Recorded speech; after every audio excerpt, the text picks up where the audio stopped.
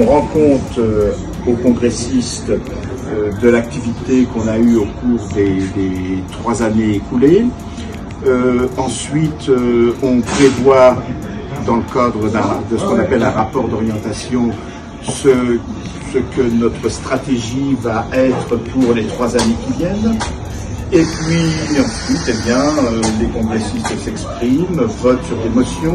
Je me dis, mais bon sang, qu'est-ce que notre monde a changé au cours des 4 années qui se sont écoulées. Parce que finalement, la CGL ouvre son 35e congrès. Nous existons depuis une période que les moins de 30 ans n'ont pas connue, et qui, je vous le rappelle, est née en 1954 suite à l'appel de l'abbé Pierre et surtout suite au regroupement des associations qui se sont créées en France suite à cet appel et qu'on appelait à l'époque les comités de zoologie. C'est notre marqueur, mais le fait que ce soit un marqueur ne signifie pas que nous sommes une association confessionnelle, bien entendu. Donc, je vais vous lire les termes du rapport sur les comptes 2022, étant entendu que les termes de ces rapports sont strictement identiques pour les années 2020 et 2021. Ces rapports sont à votre disposition sur le bureau devant moi. Vous pourrez les consulter à loisir durant la durée du congrès. Opération de vote dépouillement, pendant le dépouillement, échange d'expérience entre les congressistes. Et ensuite, ce sera la fin de la 3e demi-journée. Quand je suis arrivé comme administrateur, la coutume dans la société, le président disait au conseil d'administration, écoutez, la commission des salaires s'est réunie, elle est tout à fait d'accord avec le salaire du directeur général, je vous demande de l'approuver, c'était ça. Je me suis fait avoir, j'ai pas réagi. La 2e année, je suis intervenu, j'ai dit, écoutez, vous nous demandez de voter quelque chose pour une somme qu'on ne connaît pas. Vous êtes sûr que c'est légal ce que vous faites là? Alors là, il y a un mouvement dans la salle et on m'a répondu, écoutez, monsieur Fréchet, on va voir, on vous dira, etc. Et la 3e année, quand on est arrivé à ce point de l'ordre du jour, j'ai vu la moitié de la salle se lever, ils sont tous sortis, ils ne sont restés que les administrateurs élus. Et là, on nous a donné le salaire du directeur général. Donc, je cite cet exemple parce que ça peut être fait par un administrateur. Tu as dit, on ne demande pas notre avis, mais tu as tout à fait le droit d'intervenir en disant, écoutez, monsieur le président, je regrette sur ce sujet-là, j'aimerais que l'on vote comme c'est la loi.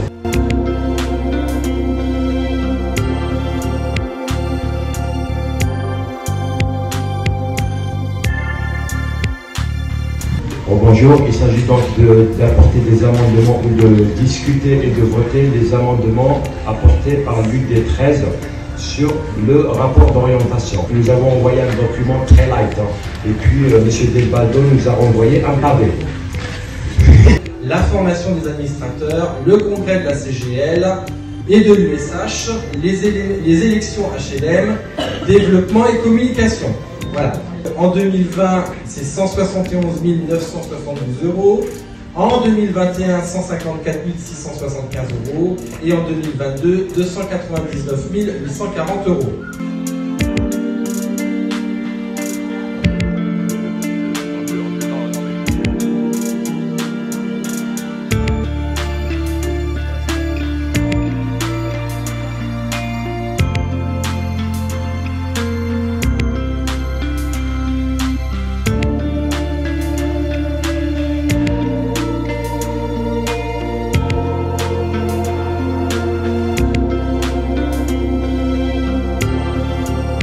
D'abord, on écoute les parties et ensuite, on met les 2 parties ensemble. Mais on a entendu la version de l'un et la version de l'autre. Et ensuite, on essaie de les rapprocher. Apparemment, tu dis que quand vous siégez, quelquefois, tu es tout seul comme locataire. Et en face, il y a 2 représentants des bailleurs. Eh bien, ça, c'est pas normal. La parité entre les 2 collèges n'est pas respectée. Et donc, dans ce cas-là, je me demande dans quelle mesure l'avis de la commission départementale peut être considéré comme valide. Ça permet d'expliquer comment on attribue les logements, sous quel motif de priorité. Les gens comprennent mieux pourquoi c'est si long. Ça répond pas à leur frustration, bien entendu, mais il n'empêche que quand on fait une demande de logement, elle doit quand même être conforme à des éléments. Mais ça se comprend humainement. Alors maintenant, c'est un peu bazar, mais moi je regrette que c'est très à la préfecture parce qu'il n'y a pas d'organisation pour ça. Alors on va avoir des commissions qui vont être retardées pour je ne sais combien de temps. Nous, par contre, on reçoit les deux protagonistes et ça se passe souvent très très bien. Par contre, quand on fait le dossier, on ne reçoit que le dossier du plaignant. On n'a pas le dossier de la partie adverse. Je reçois un mail avec le nom des locataires et puis c'est tout, leur adresse et le nom du bailleur. Mais je n'ai pas d'autres informations. Alors on se retrouve, il y a un représentant du préfet, il y a la secrétaire de la commission départementale de conciliation, il y a un représentant des bailleurs et au niveau association de locataires, je suis le seul. Les propriétaires, les bailleurs sociaux viennent quasiment jamais. Les propriétaires privés viennent quasiment jamais. Il y a carence et ça part directement au tribunal et tout part. Ah non, non, voilà, c'est DC 13, c'est une catastrophe. Moi, ok, il faut y aller parce que ça rentre dans l'activité ACGL, mais ça sert à rien, les conciliations. Le bailleur social, il ne prend même pas en compte le reste. Il dit j'ai raison, j'ai raison. Je ne dirais pas que ça ne sert à rien, parce que nous avons réussi à éviter certains conflits, que certains conflits n'aillent au tribunal. J'avoue que ça ne représente pas la majorité, c'est à peu près 30%.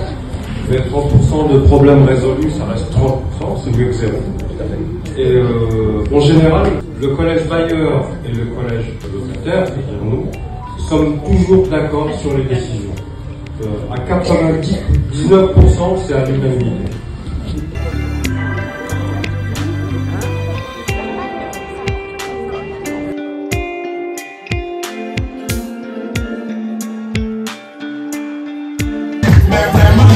Changer